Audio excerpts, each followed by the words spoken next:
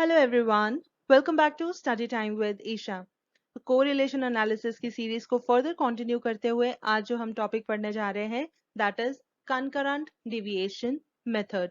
ये भी एक मेथड है to find out the coefficient of correlation और ये सबसे सिंपल मेथड है। अभी तक हमने जितने भी मेथड्स किए, कितने मेथड्स किए, सबसे पहले हमने पढ़ा था Karl Pearson's coefficient of correlation और इसमें हमने कई सारे मेथड्स पढ़े। लाइक हमने देखा कि कैसे एज्यूम्ड मीन के केस में क्या फॉर्मूला यूज होता है या फिर डायरेक्ट मेथड जब हम यूज करते हैं तो क्या फॉर्मूला यूज होता है। तो हमने डिफरेंट मेथड्स इसमें पढ़े, ग्रुप्ड डेटा के लिए भी और अनग्रुप्ड डेटा के लिए भी, और इसको हम डिनोट करते थे स्मॉल आर के साथ। फिर इसके बाद हमने स्टडी किया स्पीयरमैन्स रैंक कोरिलेशन मेथड। तो यहाँ पर क्या होता था कि हम वैल्यूज के बीच में कोरिलेशन नहीं निकालते, हम रैंक्स के बीच में कोरिलेशन कोएफिशिएंट निकालते हैं। ठीक है, रैंक कोएफिशिएंट ऑफ कोरिलेशन या कोरिलेशन कोएफिशिएंट बोल सकते हैं, और इसको हम डिनोट करते हैं आर के साथ। फिर इसमें भी हमने अनइक्वल रैंक्स जब हो तब हमें कैसे कैलकुलेशन करनी है और जब इक्वल रैंक्स हो तब कैसे कैलकुलेशन करनी है, वो चीजें हमने देखी। अब आज का टॉपिक जो है तीसरा मेथड, ये सबसे सिंपल मेथड है, that is concurrent deviation method. तो सबसे सिंपल है, इसमें कोई ज्यादा कैलकुलेशंस नहीं है, बिल्कुल सिंपल चीजें करके एक छोटा सा फॉर्मूला याद करके हमारा ये कैलकुलेशन जो भी सोल्यूशन है क्वेश्चन का वो निकल जाता है। ठीक है, तो यहाँ पर हम इसको कैसे डिनोट करेंगे, स्मॉल आर के साथ अगेन, लेकिन बाकियों से डिफरेंशिएट करने के लिए हम सबस्क्रिप्ट में डालेंगे सी। ठीक है, सी किसके लिए, ये जो कंकरेंट का सी है वो हम यहाँ पर लिख देंगे। ठीक है, तो हमारे पास ये तीन मेथड्स हैं जिसमें से हम ये दो मेथड्स कार्ल पियर्सन और स्पीयरमैन्स कोएफिशिएंट ऑफ कोरिलेशन हम पढ़ चुके हैं। ठीक है, अब यहाँ पर भी जैसे हम वैल्यूज इंटरप्रेट करते हैं सेम तरीका यहाँ पर भी होगा। यहाँ भी जो वैल्यू होगी it will range between -2 to +1, और जैसे हमने बाकियों में इंटरप्रेट किया no correlation, perfect correlation, low degree, high degree and moderate degree of correlation, तो सेम चीज यहाँ पर भी होगी। ठीक है, तो बस यहाँ पर आपको क्या करना है, एक छोटा सा फॉर्मूला याद रखना है। ठीक है, एक और चीज, हम यहाँ बात कर रहे हैं कंकरेंट डिविएशन की। ठीक है, तो यहाँ पर भी हम dx और dy की बात करेंगे। ठीक है, और यहाँ पर हम किसकी बात करेंगे, डायरेक्शन ऑफ चेंज की। ठीक है, ये चीजें जो कुछ चीजें हैं आपको याद रखनी है। Here we talk about direction of change. ठीक है, कि मतलब हमारे जो वेरिएबल की वैल्यू है वो किस डायरेक्शन में चेंज हो रही है, इंक्रीज हो रही है, डिक्रीज हो रही है या फिर कांस्टेंट रह रही है, उसी के अकॉर्डिंग हमारे जो dx और dy हैं उनके साइंस होंगे। ठीक है, चलिए ये बातें बात की हैं, जब हम क्वेश्चन सॉल्व करेंगे आपको ये सब क्लियर हो जाएगा। ठीक है, तो फिलहाल हम सबसे पहले देखते हैं इसका एक सिंपल सा छोटा सा फॉर्मूला, फिर उसके बाद हम बढ़ते हैं हमारे क्वेश्चन की तरफ। ठीक है, तो आइए देखते हैं फॉर्मूला। सो कंकरेंट डेविएशन मेथड में हम कोरिलेशन कैसे कैलकुलेट करते हैं, आर सी लिखेंगे। फॉर्मूला क्या है, देखिए ध्यान से देखना है। सबसे पहले हम लिखते हैं प्लस माइनस, फिर हम बनाते हैं स्क्वायर रूट का साइन, और फिर हम फिर से लिखते हैं प्लस माइनस, और फिर लिखते हैं जो एक्चुअल फॉर्मूला है 2c minus n upon n, है ना, बिल्कुल सिंपल सा फॉर्मूला। ठीक है, तो आपको क्या याद रखना है, 2c minus n upon n, और स्क्वायर रूट के अंदर भी प्लस माइनस, स्क्वायर रूट के बाहर भी प्लस माइनस। अब इस फॉर्मूले में हमें दो चीजें पता होनी चाहिए, कौन कौन सी, एक c और एक n, राइट। सबसे पहले हम देखते हैं n। n तो हमें पता ही है क्या होता है, it is number of observations, है ना, हर जगह यही होता है। हमने आज तक जितनी भी सीरीज पढ़ी, जितने भी क्वेश्चंस, जितने भी मेथड्स किए, हर जगह n होता है, नंबर ऑफ ऑब्जर्वेशंस। लेकिन कोरिलेशन में हमारे पास दो वेरिएबल्स होते हैं, तो हम क्या बोलते हैं, नंबर ऑफ पेयर्ड ऑब्जर्वेशंस। ठीक है, अब इसमें एक चीज और ऐड होगी, क्या, number of paired observations compared. इसका क्या मतलब है, जब हम क्वेश्चन करेंगे हम आपको वहां पर बताएंगे। ठीक है, तो पहला हो गया number of paired observations compared. दूसरी चीज हमें पता होनी चाहिए, ये सी क्या है। ठीक है, तो सी हमारा यहाँ पर क्या होता है, सी जो है वो होता है, it stands for number of concurrent deviations, number of concurrent deviations, right. या फिर हम इसको और क्या बोल सकते हैं जिससे आपको याद भी रहेगा, और हम इसको कह सकते हैं number of positive science obtained, number of positive signs obtained after multiplying dx and dy after multiplying dx and dy। ठीक है, dx dy तो हमें पता ही क्या होता है, ये होती है डिविएशंस। तो जब हम ऑब्वियसली अब यहाँ से हमें एक चीज पता लग गई कि क्वेश्चन में हमारा एक कॉलम बनना है dx dy का, जहां पर हम dx और dy को मल्टीप्लाई करेंगे। ठीक है, अब ये जो हमने लिखा है number of positive science obtained, ये अभी हम क्वेश्चन सॉल्व करेंगे, वहीं पर हम आपको पूरा प्रोसीजर बता देंगे कि ये साइंस का क्या मतलब है, कहाँ पर साइंस आएंगे, कैसे आएंगे, वो चीजें हम सब अब क्वेश्चन में डिस्कस करेंगे। तो फिलहाल के लिए आप इस फॉर्मूले से रिलेटेड इतनी इंफॉर्मेशन याद रखिए। ठीक है, क्या इंफॉर्मेशन है, एक तो हमारा स्क्वायर रूट के बाहर हमें प्लस माइनस लिखना है, स्क्वायर रूट के अंदर प्लस माइनस लिखना है, और साथ में फॉर्मूला क्या है, 2c minus N upon N. ठीक है, I hope this is clear, है ना, बिल्कुल सिंपल फॉर्मूला। चलिए अब हम बढ़ते हैं हमारी एग्जाम्पल की तरफ और फिर सारी चीजें समझने की कोशिश करते हैं। ठीक है, तो आइए देखते हैं हमारी example. Okay, so the example is calculate the coefficient of concurrent deviation from the following data. So आपको क्वेश्चन में मेंशन्ड होगा कि आपको कौन सा कोफिशिएंट निकालना है। ठीक है, कोफिशिएंट ऑफ कोरिलेशन निकालना है। अगर रैंक कोरिलेशन कोफिशिएंट है तो आप स्पेयरमैन्स रैंक कोरिलेशन कोफिशिएंट का फॉर्मूला लगाओगे। अगर आपको सिंपल कोफिशिएंट ऑफ कोरिलेशन लिखा है तो आप Karl Pearson coefficient of correlation निकालोगे। और अगर मेंशन्ड है कि आपको कोफिशिएंट ऑफ कंकरेंट डिविएशन ही निकालना है तो फिर आप यही वाला फॉर्मूला यूज करोगे। ठीक है, तो हमने कौन सा फॉर्मूला यूज करना है यहाँ पर, R C is equal to plus minus square root of plus minus into 2c minus N upon N. ठीक है, बहुत ही सिंपल फॉर्मूला है। अब देखिए हमने कहा था यहाँ हमें डिविएशंस चाहिए होती हैं। डिविएशंस कैसे निकालनी है, ये सबसे इंपॉर्टेंट है। तो डिविएशंस के लिए हम लिखते हैं dx dy, तो हमने क्या करना है, एक कॉलम बना लेना है, x के साथ ही हम लिख लेंगे dx, y के साथ ही हम बना लेंगे dy। ठीक है, साथ में बनाने का ये फायदा होता है कि हम साथ साथ वैल्यू देखते जाते हैं, साथ साथ लिखते जाते हैं। अदरवाइज अगर कॉलम दूर होगा तो फिर इधर उधर जब देखते हैं, पहला column, fifth column, fourth column, तो फिर कभी वैल्यू इधर उधर हो जाती है। ठीक है, तो बाकी आप पे डिपेंड करता है, आप जैसे भी कॉलम बनाना चाहें। अब देखिए डिविएशन लिखनी कैसे है। पहले तो हम करते थे कि जो हमारी x की वैल्यू है उसमें से मीन वैल्यू निकालते थे। हम डिविएशन किसको बोलते थे, x माइनस एक्स बार, या फिर एज्यूम्ड मीन अगर लिया होता था तो हम x माइनस ए करते थे। लेकिन यहाँ पर हमें एज सच कोई कैलकुलेशंस नहीं करनी है। हमने यहाँ से बात करनी है साइंस की, पॉजिटिव साइन या नेगेटिव साइन। ठीक है, तो हम क्या कहेंगे, डिविएशन कैसे लेनी है, हमने जिस वैल्यू की डिविएशन का साइन देखना है हम यहाँ बोलेंगे डिविएशन साइन। ठीक है, क्योंकि हम यहाँ डिविएशन की वैल्यू नहीं लिख रहे हैं, हमने सिर्फ उसका साइन लिखना है, मतलब किस डायरेक्शन में चेंज हो रहा है, पॉजिटिव डायरेक्शन में या नेगेटिव डायरेक्शन में। ठीक है, अगर वैल्यू इंक्रीज हो रही है तो इसका मतलब पॉजिटिव चेंज है, अगर वैल्यू पहले से डिक्रीज हो रही है तो मतलब नेगेटिव चेंज है, और अगर वैल्यू सेम रह रही है तो हम लिखेंगे जीरो, क्योंकि वो कांस्टेंट है, कोई चेंज नहीं आ रहा। ठीक है, I hope this is clear. तो हमने करना क्या है, देखिए अगर हम x की वैल्यूज देखें तो क्या करना है, पहली वाली तो वहां हम कुछ नहीं लिखेंगे, वहां वो रखना है ब्लैंक। ठीक है, क्योंकि उसको हम किससे कंपेयर कर रहे हैं, किसी से भी नहीं, तो पहली वैल्यू हमेशा ब्लैंक आएगी। उसके बाद हमने देखना है, देखिए फर्स्ट वैल्यू है 60, 60 से नेक्स्ट वैल्यू आ रही है 55। अब ये डिक्रीज हो रहा है ना, ठीक है, तो इसीलिए डिक्रीज का मतलब माइनस साइन, राइट।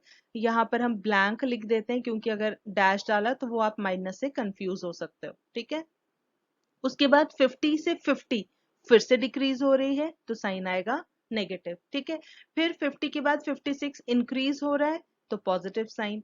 तो मतलब समझ आया हमने क्या करना है, इस तरीके से अगर इंक्रीज हो रही है वैल्यू तो पॉजिटिव साइन लेना है, डिक्रीज हो रही है वैल्यू तो नेगेटिव साइन लेना है। तो इस तरीके से dx और dy दोनों में हमने ये साइंस मेंशन कर देने हैं। ठीक है, उसके बाद एक कॉलम हमारा बनना है, सिंपल एक कॉलम एक्स्ट्रा लास्ट में dx एंड dy। तो यहाँ पर भी हमने साइंस को ही मल्टीप्लाई करना है। तो मल्टीप्लीकेशन का रूल आई होप आपको पता होगा, अगर दोनों साइन सेम है प्लस प्लस गिव्स प्लस, और अगर दोनों माइनस माइनस है तो भी साइन हो जाता है प्लस। ठीक है, मल्टीप्लीकेशन में अगर सेम साइंस है तो आपका रिजल्ट आता है पॉजिटिव, और अगर डिफरेंट साइंस है, एक प्लस है और दूसरा माइनस, या पहला माइनस है और दूसरा प्लस, मतलब डिफरेंट साइंस है, तो दोनों ही केसेस में आता है minus. I hope this is clear. तो सिंपली आपको dx dy लास्ट में कैलकुलेट कर लेना है। कैलकुलेशन क्या करनी है, वैल्यू नहीं लिखनी है, साइंस लिखने हैं। आई होप दिस इज क्लियर। ठीक है, तो चलिए फिलहाल इतना याद रखिए, हम पहले ये टेबल कंप्लीट करते हैं, उसके बाद देखते हैं कि फॉर्मूले में यहाँ से कौन सी वैल्यूज यूज होनी है। ठीक है, तो आइए सबसे पहले देखते हैं टेबल कंप्लीट करके। ओके, सो हमने यहाँ देखिए कंप्लीट टेबल बना रखा है। तो यहाँ पर साइंस अगर आप देखेंगे तो हमने क्या करना है, पहले वाले में लिखना है ब्लैंक। ठीक है, हमने x वेरिएबल के बाद कॉलम बनाया है डिविएशन साइंस फॉर dx, और फिर y के साथ बनाया डिविएशन साइंस फॉर dy, और लास्ट में आ गया dx इंटू dy। ठीक है, चलिए अब लिखते हैं हम साइंस। तो साइंस कैसे आएंगे, देखिए पहले में 60 से आ रहे हैं 55 की तरफ, डिक्रीज हो रहा है, माइनस 55 से 50 और फर्दर डिक्रीज हो गया, माइनस 50 से 56 ऐड हो गया, प्लस 56 से फिर 30 कम हो गया, माइनस 30 से 70 पर आए मतलब वैल्यू इंक्रीज हो रही है, पॉजिटिव चेंज। 70 से फिर 40 पे आ गए मतलब वैल्यू कम हो गई, तो माइनस 40 से 35 अगेन माइनस, 35 से 80 इंक्रीज हो गया मतलब पॉजिटिव, फिर 80 से 80 कांस्टेंट रहा, यहाँ आ जाएगा 0। ठीक है, और फिर 80 से 75 कम हो गया, डिक्रीज हुआ मतलब negative change. I hope this is clear, है ना, बिल्कुल सिंपल, कोई कैलकुलेशन नहीं करनी है, सिर्फ साइन देखने हैं। ठीक है, चलिए अब हम बढ़ते हैं नेक्स्ट की तरफ। y की अगर हम देखें तो 65 से आए 40 पर, डिक्रीज हुआ ना, माइनस साइन, 40 से 35 और कम हो गया, माइनस साइन, 35 से 75 इंक्रीज हुआ, पॉजिटिव साइन, 75 से 63 कम हो गया, माइनस साइन, 63 से 80 इंक्रीज हुआ, पॉजिटिव साइन, 80 से 35 डिक्रीज, माइनस साइन, 35 से 20 डिक्रीज, माइनस साइन, फिर 80 इंक्रीज हुआ, पॉजिटिव साइन, 80 से 60 डिक्रीज हुआ, माइनस साइन, 60 से 60 कोई चेंज नहीं हुआ, इसीलिए 0। ठीक है, I hope this is clear. तो इंक्रीज हुआ पॉजिटिव साइन, डिक्रीज हुआ नेगेटिव साइन, कोई चेंज नहीं हुआ, कांस्टेंट रहा, तो हमें लिखना है 0। बस ये तीन चीजें आपको ध्यान में रखनी है। ठीक है, तो हमने dx dy कर लिया कैलकुलेट, डिविएशन साइंस लिख लिए dx के भी और dy के भी। अब आता है हमारा last column dx into dy। तो अब क्या करना है, सिंपल dx के साइंस और dy के साइंस को मल्टीप्लाई करना है। ठीक है, तो इसमें भी पहला वाला जो होगा वो आपका आएगा ब्लैंक, राइट, और फिर उसके बाद हम बाकियों के लिखते हैं साइंस। तो साइंस क्या होंगे, देखिए माइनस इंटू माइनस प्लस, फिर minus minus plus, plus plus minus, minus minus plus, plus plus plus, minus minus plus, again minus minus plus, plus plus plus, zero into minus क्या लिखेंगे, zero. ठीक है, zero को किसी से भी multiply करो वो जीरो ही आता है, और लास्ट में भी माइनस इंटू जीरो, जीरो। ठीक है, तो हमने क्या किया, सिंपली dx और dy के साइंस को आपस में मल्टीप्लाई किया है। ठीक है, ये आ गया। अब देखिए हमारा फॉर्मूला क्या था, r is equal to plus minus square root का sine plus minus 2c minus n upon n, यही था ना। n हमने क्या कहा था शुरू में, नंबर ऑफ पेयर्ड ऑब्जर्वेशंस, और एक वर्ड उसमें ऐड किया था कंपेयर्ड, मतलब जिनका कंपैरिजन हुआ है उतना। ठीक है, तो ऐसे तो हमारे पास टोटल ऑब्जर्वेशंस कितनी है, अगर काउंट करें 1 2 3 4 5 6 7 8 9 10 11 है ना। तो उस हिसाब से वैसे तो n 11 होना चाहिए, लेकिन कंपेयर हम सिर्फ क्या कर रहे हैं, पहले वाली में तो ब्लैंक है ना, कोई कंपैरिजन है ही नहीं, तो बाकियों में हमने कंपेयर किया है, तो इसीलिए यहाँ पर जो टोटल 11 है, 11 माइनस 1 जो पहले वाली ब्लैंक है, तो हमारे पास यहाँ n कितना हो जाएगा, n इज इक्वल टू 10। ठीक है, क्योंकि कंपेयर कितनी वैल्यूज को किया है, ओनली 10 वैल्यूज को, तो n हो गया 10। ठीक है, अब हमें देखना है c। तो c हमने क्या कहा था, ये होती है नंबर ऑफ कंकरेंट डिविएशंस और number of positive science obtained. तो ये जो लास्ट में हमने किया है ना dx इंटू dy, यहाँ पर हमें जितने पॉजिटिव साइंस मिले हैं ना उनको टोटल करके हमें मिलता है c। ठीक है, तो इसके नीचे हम लिखेंगे c इज इक्वल टू, देखो प्लस साइन कितने हैं, 1 2 3 4 5 6 एंड 7। ठीक है, 7 है, एक बार चेक कर लीजिए फिर से, सॉरी यहाँ पर इस जगह पर 1 2 3 फोर्थ ऑब्जर्वेशन अगर हम देखें, हमने वो गलती से माइनस लिख दिया है, plus into plus is also plus. ठीक है, तो हमारे पास टोटल कितने हो गए, 1 2 3 4 5 6 7 8। और बाकी के 2 हैं 0। तो C की वैल्यू हो गई हमारे पास 8। ठीक है, तो बस ये वैल्यूज पुट करते हैं। हम लिखते हैं plus minus square root of plus minus 2 into 8 minus n कितना आया 10 डिवाइड बाय n कितना है 10। ठीक है, इसको फर्दर सॉल्व करेंगे। Plus minus square root of plus minus 2 8 जा 16, 16 माइनस 10 6, 6 अपॉन 10। ठीक है, तो इसको हम लिख सकते हैं 6 बाय 10 होता है 0.6। ठीक है, तो हम इधर यहाँ स्पेस कम है, हम इधर ही कैलकुलेशन कर लेते हैं 0.6। ठीक है, और अगर आप अब देखिए यहाँ पर अब आती है प्लस और माइनस साइन की सिग्निफिकेंस।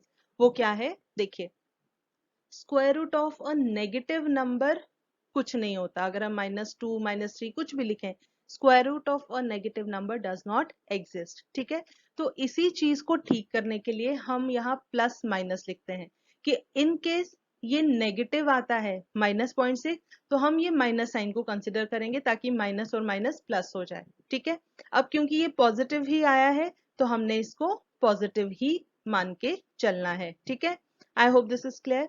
और अगर ये नेगेटिव आता -0.6 तो हमने बाहर भी माइनस साइन को ही कंसिडर करना था। तो इसका मतलब जो फाइनल आंसर आता वो नेगेटिव आता, लेकिन स्क्वायर रूट के अंदर ये माइनस और माइनस साइन मल्टीप्लाई करके हमें पॉजिटिव वैल्यू मिल जाती ताकि हम उसका स्क्वायर रूट निकाल सकते। इसीलिए हम स्क्वायर रूट के बाहर भी प्लस माइनस लगाते हैं, स्क्वायर रूट के अंदर भी प्लस माइनस लगाते हैं। ठीक है, आई होप ये चीज आपको समझ आ गई होगी। तो जब हम इसको सॉल्व करेंगे, अब क्योंकि ये पॉजिटिव नंबर आया ना 0.6, तो इसीलिए हमने पॉजिटिव ही कंसिडर करना है स्क्वायर रूट के अंदर भी और बाहर भी। तो बाहर आएगा प्लस और अंदर आएगा स्क्वायर रूट ऑफ 0.6। ठीक है, और जब आप इसका स्क्वायर रूट निकालेंगे ये आ जाएगा प्लस, अंदर आता है 0.774। ठीक है, I hope this is clear.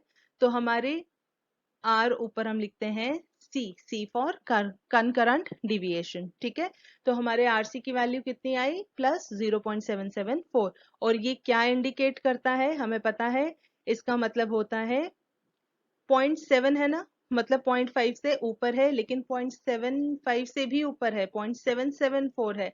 इसका मतलब क्या हुआ 0.774, this is high degree of positive correlation. I hope this is clear. तो है ना बिल्कुल सिंपल।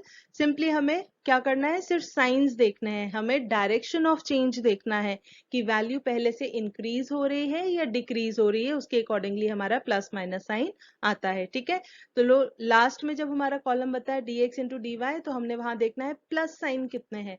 तो जितने प्लस साइन होंगे उनको टोटल करके हमें मिलता है c की वैल्यू। ठीक है, और उसके बाद n क्या होता है, यहाँ पर जो पहली ब्लैंक हमने छोड़ी है उसको छोड़ के जो बाकी की वैल्यूज हैं उनको टोटल हमें मिलता है n। ठीक है, तो this is number of paired observations compared. ये compared word is very important. तो जब आप फॉर्मूला लिखेंगे और सारी नोटेशंस लिखेंगे आपने ये जरूर मेंशन करना है। ठीक है, तो c पता लग गया, n पता लग गया, बाकी कैलकुलेशन तो बिल्कुल सिंपल है। ठीक है, तो this is how we find out correlation of coefficient using concurrent deviation method. I hope this is clear.